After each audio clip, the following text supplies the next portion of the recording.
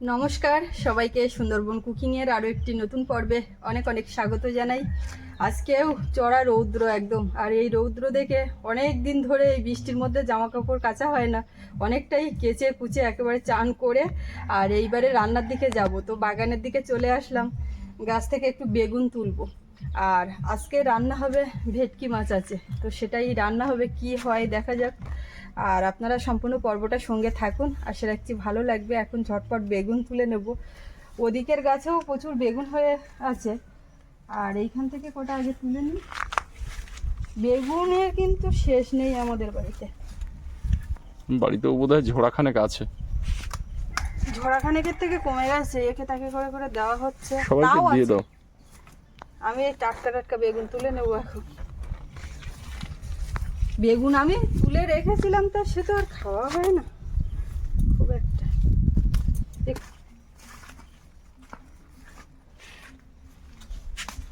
কাঁচির কাজ না বুঝলে, এইটা হাত দিলে উঠে যাচ্ছে বেগুন গাছ থেকে। মেঘমুক্ত নীল আকাশ গতকাল থেকে দেখতে পাচ্ছি।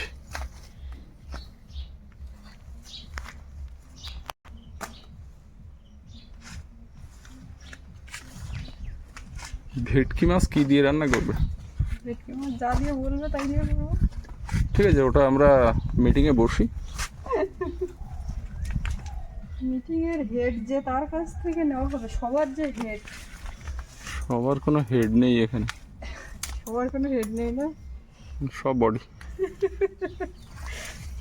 যা বলেছে। আম গাছ দেখেছো কিরকম ডালপালা ছেড়েছে? আমরা বুদ্ধিটা দিলাম, কম বুদ্ধি দিলে তুমি। ওই যে মাথা কাটা। বুদ্ধি যারা দিয়েছে তারা সত্যিই প্রশংসার দাবি রাখে, কিন্তু তোমার বুদ্ধি না। আমার বুদ্ধি না, দরকার নেই, ছাড়ো। ঢ্যাঁড়স গাছ ওরকম আমি কটা কেটেছি, মানে সবগুলো একসঙ্গে কাটিনি, কটা কেটে দিয়েছি। সেগুলো যদি ডেভেলপ করে তাহলে বাদ বাকিগুলো কাটবো। বেশ,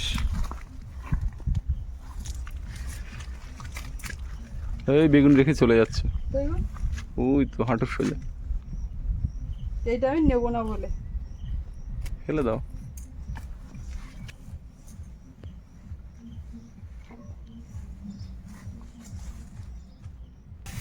পিঙ্ক কাঁঠাল সবগুলো বললো তো, কোনটা কি পিঙ্ক আর কোনটা হোয়াইট জানি না। কাঁঠাল হলেই হলো, একটা দুটো হলেই আমার এই জন্য হলো। পেয়ারা গাছটা এরকম কাত হয়ে গেল, এটাকে কাঁঠাল যাবে না, দাও দাও। অতিরিক্ত বৃষ্টি। বৃষ্টিতে এটা তো আবার, বৃষ্টি না হলে সোজা করা যাবে না, ছাড়ো। একটা খোঁটা পুঁতে আর দিতে হবে প্রত্যেকটা গাছ। এই বৃষ্টি চলে গেল, এইবারে রোদ আর গরম এরম বলতে হবে শুধু।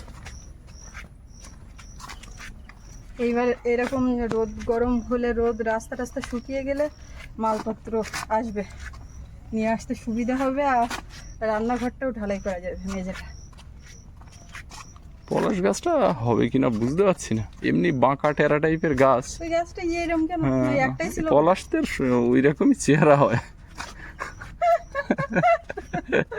এইটা যা বললো যে ওইরকমই চেহারা হয়, তুমি তো দেখবে সোজা। আরে এ পলাশ আর সে পলাশ, তাহলে তুমি কি বলতে চাইছো? সে তো পবিত্র পলাশ। তুমি কি বলে বলো তো, পলাশদের ওই রকম চেহারা হয়। তবে পলাশ গাছ প্রজাতি, পলাশ ফুলের যে প্রজাতির ও যে আচ্ছা, গাছ আচ্ছা, আমার তাদের তো কথা দেখা বলেছি। নেই, ওই জন্য আমি কচুর জানি না। ফুলগুলো তোলো না, সব পেকে যাচ্ছে, হলুদ হয়ে যাচ্ছে। তুমি কি করছিলে? শুনুনি কেন? কি করব, তুমি গেছো আমি যখন দুদিন। ছিলাম না তখন এইগুলো পেকেছে, আমি থাকাকালীন যেমন। হ্যাঁ হ্যাঁ, সে জানি। কি আবার ভেন্ডি? ভেন্ডি নিয়েই তোলার মতো এইগুলো কেটেছি। খুব ভালো করেছো। এই কাটাগুলো ঠিক আছে কিনা বুঝতে পারছি না, কটা কেটেছি, লম্বা হয়েছে। ঠিক আছে চলো, আর রৌদ্রিয়া বাগানে কিছু তুলতে হবে না। এই গাছগুলোতেও তো বেগুন হয়েছে। বেগুন যা হয়েছে, আর তার আগে তোলা আছে, আগের দিন তুলেছি বিকেলবেলা, আগের দিন মানে কালকে আগের দিন, আর এখনো তোলার মতো আছে। ঠিক আছে ঠিক আছে, চলো বাবা। এক ঝুড়ি বেগুন আছে, আর এইগুলো তুলে নিলাম। পুকুরের জল আবার ঘোলা হয়ে গেল। আবার ঠিক হয়ে যাবে, বৃষ্টিতে কাদা জল ধোয়াট পড়েছে না। ওই যে আমরা সব মেরেছিলাম, ওতেই কাল পুরো গোনমুখ পড়েছে, ভরা কোটাল। জাল ফেলে মাছ ধরার যে পরিবেশটা এরকম কোটালের প্রথম দিকেই শুরু হয়। তো এই গুণে এখনও আমরা কোনো দিন জাল ফেলিনি, চেষ্টা করব আজকে রাতে জাল ফেলার জন্য। একদম ভরা নদী, মেঘমুক্ত নীল আকাশ, পুরো সেই শরতের পরিবেশটা ফুটে উঠেছে। অথচ একদিন আগে কালো মেঘে ছেয়েছিল গোটা আকাশ, আর ভারী বৃষ্টিপাতে জনজীবন একেবারে বিপর্যস্ত ছিল। তো সেই জায়গা থেকে দুর্যোগের মেঘও কেটে গেছে, আকাশ পরিষ্কার হয়ে গেছে, চড়া রৌদ্র। উনুনটা প্রথমে জ্বালালাম, আর এই প্রায় কদিন, 4-5 দিন না, সে আসার পরে তো 1 দিন বোধহয় রান্না করেছি, আর জ্বালানো হয় না। সেদিন ওই আপনারা দেখলেন যে রান্না করতে করতে নিয়ে গ্যাসে গিয়ে রান্না করলাম, ওই লাস্ট। তারপরে এই আবার আজকে তো এখন জ্বলে উঠেছে, ভাতটা বসিয়ে দিই, হতে থাকুক, ততক্ষণে মাছ। আচ্ছা, উনুন গোবর মাটি দেওয়ার পরেও সেই যে আমাদের রান্না করার সেই স্মৃতিটুকু থাক এখনো। কি বলতো, এইগুলো তো তেলের ছোপ, এইগুলোকে এখন আমার এইভাবে টেনে মাটি সমেত তুলে ফেলে দিতে হবে, রেদা মারতে হবে, দিয়ে গোবর মাটি দিতে হবে। তেলের ছোপ ওঠে না, ওগুলো তুমি কালো কালো ছোপ দেখছো, এগুলো ভিজে না, এগুলো তেল। এমন রান্না আর এমন পকোড়া খেয়েছে যে আরে না, ও রান্না করতে গেলে তেল লাগে। হ্যাঁ, কিন্তু কম তেলেই রান্না করেছি, তাই পড়েছে বাইরে তুলতে তুলতে গিয়ে। সে তো আমি দেখলাম, ওই আলু টালুগুলো ভাজা হচ্ছে, বেগুন টেগুন গুলো ভাজা হচ্ছে, পটল ভাজা তুলে খাওয়া হচ্ছে, আমি দেখিনি। না না, মাংস কম তেলে রান্না করেছিলাম। এই হচ্ছে মাছটা, ভেটকি মাছ।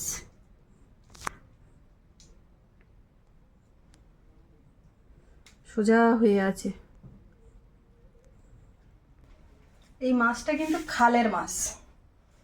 ফ্রিজ থেকে বের করে ওটাকে ভালো করে মোছনি কেন? ওতে এখন ওই একটা লালা তৈরি হয়েছে। কাঁচা মাছ ফ্রিজে রাখলে, ফ্রিজ থেকে বের করলে একটা এরকম। সে যাই হোক, আমি কাটার পরে তো ধুবো। আমি এই 1 বালতি জলের মধ্যে ডুবিয়ে রেখেছিলাম, তার থেকে তুলে এই নিয়ে এসেছি। মাছটা তো জ্যান্ত মাছ ছিল, বাড়িতে আনার পরেও জ্যান্ত ছিল, তো সঙ্গে সঙ্গে খাওয়া হয়নি। এখন এই ধীরে সুস্থে খাওয়া হবে। এটা নদীর না, না, এটা খালের মাছ। আর এই মাছটা যখন বাড়িতে এসছে তখন একরকম পদ রান্না অলরেডি হয়ে গেছে, ওই জন্য অনেকটা রাত্রিও হয়ে গেছে।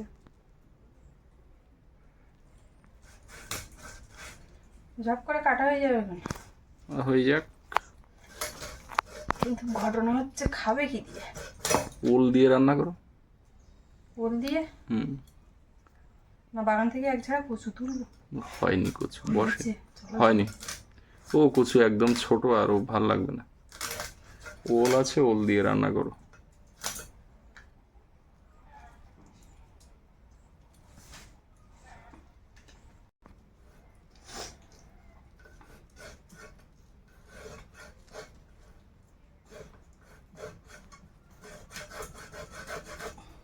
এখন মাছের এই আঁশগুলো আগে তুলে নিচ্ছি একটা চামচ দিয়ে। আঁশ তোলাটা সে ওই মাথায় রান্নাঘরে। মাছের আঁশটা ভালো করে তুলে নিয়েছি, এখন পিস করব।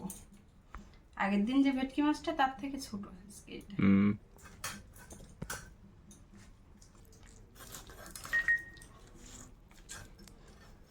ডিম নাকি? এই মাছের ডিম হয়? বড় হয়ে যাচ্ছে, অনেকটা বড় হয়ে যাচ্ছে পিস। না না, ভাজলে ঠিক হয়ে যাবে। পিস কটা করতে লাগবে? এটা হচ্ছে খোকা ভেটকি। খোকা ইলিশ আর খোকা ভেটকি। উনুন কি জ্বলবে না নাকি? কি জানি, ধোঁয়াই হয়ে যাচ্ছে। আর আমি হাইটা নামিয়ে দিয়েছি। এক কাজ করো, বলো। একটু তেল দাও, ওই বোটের তেল আছে ড্রামে, একটু দাও, ওই দিলে জ্বলে ডিজেল উঠবে। দিয়ে উনুন জ্বালিয়েছিলে তাহলে? কি করবে বৃষ্টি মাথায়? এ বাবা, তাই বলো? আমি বলছি ওসব ট্যালেন্ট আমরা অনেক রাত্রে। ওখানে ওই শুকনো কাগজ আছে, এখানে কাঠের গুঁড়ো আছে, তাহলে ওসব কিচ্ছু লাগেনি। আরে ওসব নিয়ে ধোঁয়া খাবে কি জন্য? আমাদের ইঞ্জিনিয়ার ছিল না?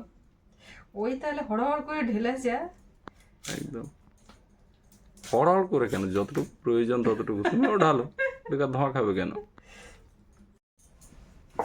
এখন বেগুন কেটে নিচ্ছি, এইগুলো ভাজা করব। আর কোনো রকম তেল ছাড়া, কোনো কিছু ছাড়া উনুন জ্বলছে। আর তুমি হচ্ছে একটা অভিজ্ঞ মানুষ। হচ্ছে। কমলকে ফোন করলাম যে দুপুরবেলা এখানে এসে খাওয়া দাওয়া করবি, ও মেসেজ পাঠিয়েছে আমি তো অফিসে। ঠিক আছে রেখে দিস, তারপরে রাত্রি খেয়ে যাব। ও ফেরার পথে।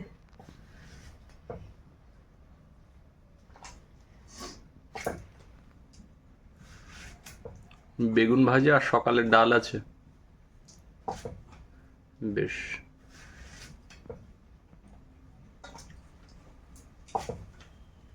ভাত ফুটে উঠেছে। এই উনুন জ্বলছিল না, সেই উনুন জ্বলে ভাত ফুটিয়ে ফেললে। ওইরকম। এই জন্যই বলি এই জন্য বলো যে তুমি হচ্ছে হ্যাঁ কি, ভালো বলছে না খারাপ বলছে? আরে ভালো ভালো, তুমি হচ্ছে ভালো। এক কথায় উত্তর। এক কথায় উত্তর। গরমটা কি দিচ্ছে? তার মানে যেটা দাঁড়ালো, এরকম উনুন জ্বালিয়ে ঝপঝপ করে ভাত রান্না করতে পারলে ভালো। সেই ভালো, সেই ভালো। গরম তো দিচ্ছে, তুমি মাঝে মধ্যে ঘরে ফ্যান চালাও, এই ফ্যান চালালে ধোঁয়ার মধ্যে ঘুরছে এই আগুন। অথচ একদিন আগে কি বৃষ্টি, বাপরে বাপ। এইসব জায়গাতে এখনো ভিজে দাগ। এই ওল কেটে ফেলছি। হ্যাঁ ওল কেটে ফেলো। ওলটা কিন্তু এরকম বড় ছিল। এই ওলটা খাওয়া হয়ে গেছে অর্ধেকটা, অর্ধেকের বেশি খাওয়া হয়ে গেছে। আপ্যায়নের ডাইনিং রুমে রান্না খাওয়া হয়েছে, সে ভিডিও আপনারা কিছুক্ষণ পরে দেখবেন। মানে এই যে টোটাল বড় ওলের এতটা খাওয়া কিছুক্ষণ পর কিভাবে খেলো, কারা রান্না করলো, বিরাট একদম। একটা পিকনিকের আয়োজন। আর এখন এটা আমি রান্না করছি।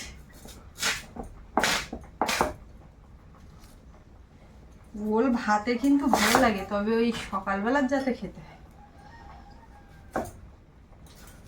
ভাতে ভাতে সব। হ্যাঁ ওল ভাতে ভাজা লঙ্কা দিয়ে। কালারটা দেখো কি সুন্দর না? আমাদের ওই বাড়ির ওলটা তোলা হয়েছিল, সেও তো ওরকম এরকম গলা ধরে না। এগুলো সে কি ওল বলে, ম্যাটেরিয়াল। নেড়া ওল বলে। আর দেশি হলো খুব টেস্ট, যদি না গলা ধরে।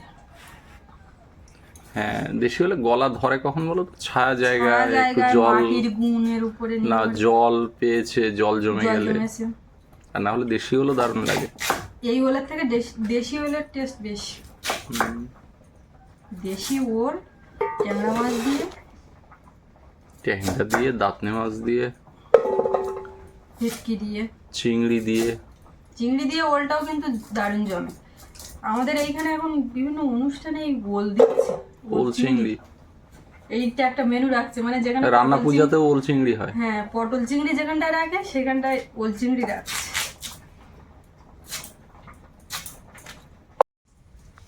ভাতটা হয়ে গেছে, ফ্যান ঝেড়ে দিয়েছি, দিয়ে আবার একটু বসিয়ে দিলাম, চচ্চর করে শব্দ হচ্ছে, মানে হয়ে গেছে কমপ্লিট।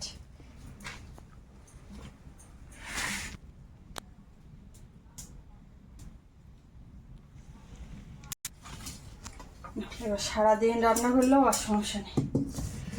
একবার জ্বলে গেলে চাপ নেই। আর আজকে সেই হাওয়াও তো নেই না, যে ডিস্টার্ব করবে। গাছের পাতা নড়ছে না একটা। এই শুরু হলো। হ্যাঁ জিরার গুঁড়ো কোনটা গো? ওই কালোটা? এইটা জিরের গুঁড়ো, একটু ফ্যাকাশে মতনটা ধনের গুঁড়ো। আরে ওইটা আমি জিরের গুঁড়ো বলে ওইটাই চালিয়েছি ডবল। আর ধনের গুঁড়ো অল্প। ধনিয়া আর কি দেবো, অল্প ও দিয়ে। তুমি যা এইরকম করে এই ছোট চামচের মাথায় তুলে দিয়েছো, তুমি 10 রকম মশলা দিলেও কোনো এফেক্ট না ফেলবে না। কোনো কিচ্ছু হয়নি, আমি সবকিছু চাপ কম রেখেছিলাম তো। মাংসে 5 ফোড়নটা দেখলাম বিরাট ভাবে হয়েছে। আরে ওই জন্য টেস্টটা হয়েছে, একবার দিয়ে তুমিও মাংসে দেখো। কিন্তু 5 ফোড়ন দিয়ে আমিও মাঝে মধ্যে রান্না করি, ওর সেটা মাথায় আছে, ওই জন্য না না আমার ওসব কিছু মাথায় নেই, আমি জানি যে সব মশলাপাতি লাগে, এত বড় একটা তরকারি। আচ্ছা। না মাংসে কিন্তু 5 ফোড়ন দিয়ে আমিও রান্না করি মাঝে মধ্যে। আর আপনারা যদি কখনো মানে একটু ভরসা করে করে দেখতে পারেন, যে ভাববেন না যে এই দিন এই মাংসগুলো এই মশলা দিয়ে পুরো সব ফেলাই যাবে নাকি, অসুবিধা কিন্তু হয় না, ভালোই লাগে। তাহলে তুমি আমার পাশে দাঁড়ালে, ব্যাপারটা এরকম দাঁড়ালো।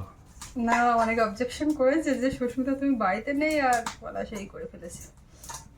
কিন্তু না, ওটা আমিও করি মাঝে মধ্যে।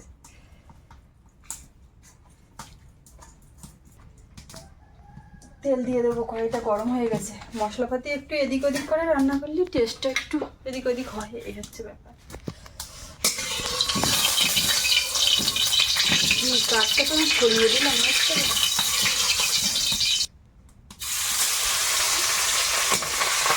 গরম হয়েছে, এইভাবে দেখে নেবে এক পিস দিয়ে। মাথা দিয়েই দেখে নিয়েছিলাম। কড়াই নড়ছে কেন? একটা টিক দাও। ঠিক এই পাশে। ও, আমি তো টিকটা দিতে চাইছি না, এখন জ্বলে গেছে আর ঠিক লাগবে না। আর রুই মাছটা রান্না করবো করছি। আমি এসে গেছি না, এবার আর কোনো কথা বলবো। করবো রান্না করে খাওয়াবো তোমার। ওয়েট করো। সবাই ওয়েটাই করে আছে, একটা দাবি আছে বললো। একজন দেখলাম কমেন্টে লিখলো যে থাকাকালীন রান্না করে খাওয়াতে হবে সবাই যাবে, একটা দাবি মানতে হবে। হবে। কি তীব্র রৌদ্র গরম। যখন বৃষ্টি হয় তখন কি ভারী বৃষ্টি, অস্বস্তিকর। আবার রোদ হলেও অস্বস্তিকর। মানুষ কোনো কিছুতেই শান্তি পায় না। রাস্তাঘাট যেগুলো একটু কর্দমাক্ত হয়েছিল সেগুলো সব শুকিয়ে ঠনঠনে হয়ে গেছে কালকের রোদ আর আজকে রোদ মিলে।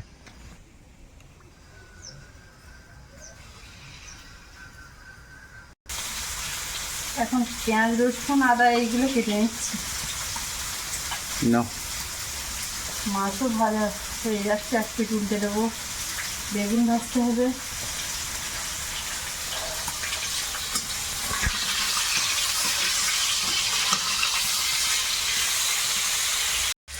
বেগুনের মধ্যে এখন একটু হলুদ, লবণ আর একটু চিনি দিয়ে মাখিয়ে রাখবো।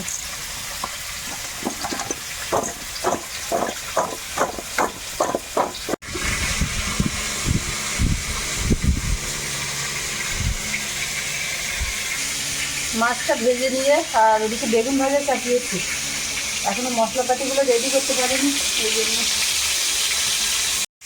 একটুখানি আদা রসুন বেছে নেব। বেগুন ভাজাটা আগে হয়ে গেল, ঝোল তরকারি নামিয়েই খাওয়া দাওয়া করা যাবে, অসুবিধা হবে একদম। এই বেগুন ভাজার জন্য তখন আর ধৈর্য ধরে বসে থাকতে ইচ্ছে হয় না। আমি এই শিলনোড়া বাটাবাটি করছি আর মনে উঠছে সেই কথাটা, কলা ঝালমুড়িতে দেখলাম বাপরে বাপ, আদা রসুন টসুন এত ইয়ে করে গুছিয়ে বাটতে পারে, আমার জানা ছিল না। আমি ওই দুদিন যদি অফ না হতো, আমি এত কিছু আমার জানার বাইরে থেকে যেত, কবে জানতে পারতাম তার কোনো ঠিক নেই। ওই জন্য মাঝে মধ্যে বাইরে যাবে। বেগুন ভাজা হয়ে গেছে, এখন একটু তেল দিয়ে কড়াইতে আর এই ওল আর আলুটা একটু লবণ হলুদ দিয়ে ভেজে নিচ্ছি আগে।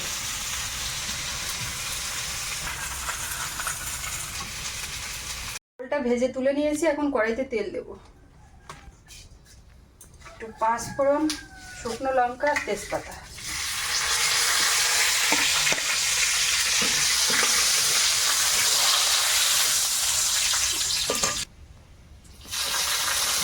পেঁয়াজ কুচি দেবো। পেঁয়াজটা একটু নরম হয়েছে, এবার আদা রসুন বাটা দেবো। টমেটো কুচি, ওলে লবণ দিয়েছিলাম সেই বুঝে দেবো। হলুদ গুঁড়ো, এইটা ধনে গুঁড়ো, চিনলাম। এই জিরে গুঁড়ো,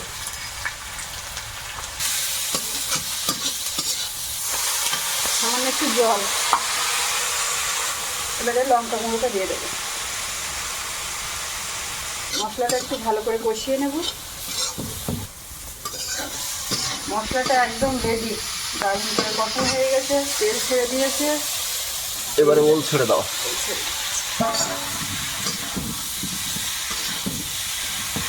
ওলটার সঙ্গে মশলাটা আর একটু নেড়ে চেড়ে নিয়ে জল পড়ে যাবে।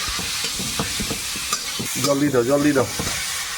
প্রচন্ড হাসি চোটে এখানে, বাবা কি হয়ে যাচ্ছে। আমি কিন্তু কিছু বুঝতে পারছি না, কেননা এই পাশে যারা থাকে তারা কিছু বুঝতে পারে না, রাস্তা দিয়ে লোক গেলে বরং বুঝতে পারে কোনো কিছু গন্ধ টন্ধ বা যাই হোক। তরকারি ফুটেছে, তরকারি ফুটেছে, সব সেদ্ধ হয়ে গেছে, দুই একটা ওল একটু ভেঙে দিচ্ছি। ঝোল ঘন হবে। এমনি নাড়াচাড়া করতে করতে যাবে কোন। মাছ দিয়ে দাও।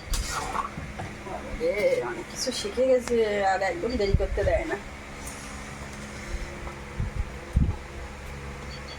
মাছগুলো দিয়ে দিই এবারে।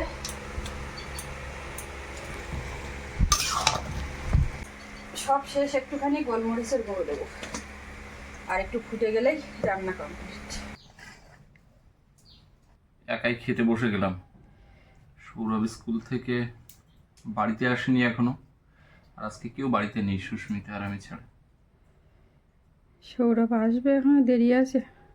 বেগুন ভাজাটা করেছি আমি, ওই ডাল আছে জানি বলে ডাল আর করিনি।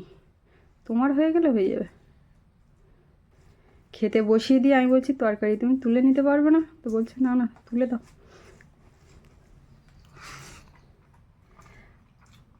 মাছের মাথাটা দিলাম, কিন্তু বলে তুমি খাবে। ডালের সঙ্গে বেগুন ভাজা না হলে ঠিক জমে না। না,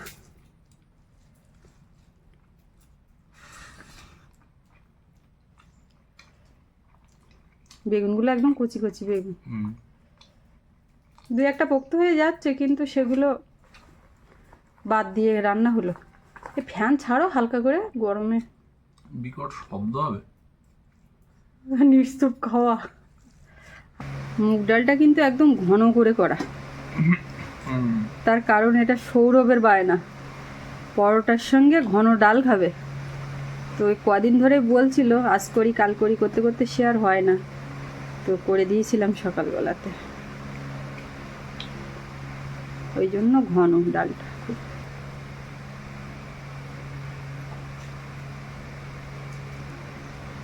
একটু ওল খাই। ওল খাও।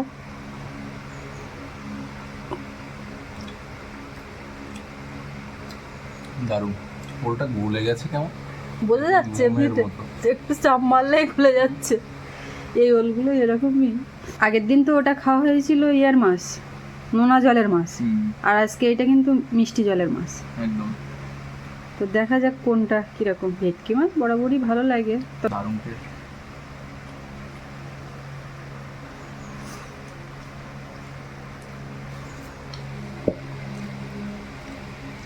দারুণ হয়েছে, তরকারি মাছ দুটোই দারুণ। বনেদি মাছ, এ ভালো বলতে হবে। কাটা কম, খেতে হ্যাঁ, ভালো, নিজস্বতা বরাবরই বজায় রাখে ও। দামও বেশি, সচরাচর পাওয়াও যায় না খুব। যায় না। পাওয়া যায় কিন্তু সচরাচর খাওয়া যায় না। হ্যাঁ, অনেকটাই দাম। খাসির মাংস মাঝে মধ্যে এই মাছ না খেয়েও তখন মনে হবে যে একটু খাসির মাংস খাই। না, খাসির মাংস থেকে দাম কম আছে এখন, তবে ইলিশ মাছের দাম খাসির মাংস থেকে বেশি। ইলিশ তো আমরা খাই না। ইলিশ খাই না, না ইলিশ তো এখানে আসে না। যে দু একটা নেব খাবো তাও একটু মাঝে মধ্যে, কিন্তু সে আসে না। ঝোল নেব, ডাইরেক্ট নিতেও পারো তুমি ঝোলটা। দেখাচ্ছে ভালো তরকারিটা। কিন্তু তো আমি চামচ চালাতে পারছি না, মাছটা ভেঙে যায় যদি। এই যে মাছ আবার একটু নরম মতো, মানে তুলসে টাইপের। ব্যাস, এটাই আমার। ভাত দেবো না, আমি তো মাপটা জানি একদম। তবে গেস্টদের জন্য কিন্তু ইলিশ উৎসবে প্রচুর ইলিশের আয়োজন। হ্যাঁ, সে তো হবে। ইলিশ উৎসবই শেষ হতে যাচ্ছে, এরপরে মেনু চেঞ্জ হয়ে যাবে আমাদের প্যাকেজ ট্যুরে। অনেকে ফোন করছিলেন পূজার সময় আসার জন্য, তো পূজায় কিন্তু আমাদের প্যাকেজ রয়েছে। আপনারা যারা পূজার সময় সুন্দরবন ভ্রমণ করতে আসতে চান আসতে পারেন। দুর্গাপূজা তো এখন তো পরপর পূজা, এখানকার কালী পূজা থেকে শুরু করে এই মনসা পূজা দিয়ে শুরু হলো। তো যাই হোক, আজকে খাওয়া দাওয়া একা করছি। তাই আমি সঙ্গে আছি, আছে কিন্তু সামনে। যাই হোক, আজকে পর্বটা এখানে শেষ করি। সকলে ভালো থাকবেন, দেখা হচ্ছে আগামীকাল। এতক্ষণ সাথে থাকার জন্য সকলকে ধন্যবাদ।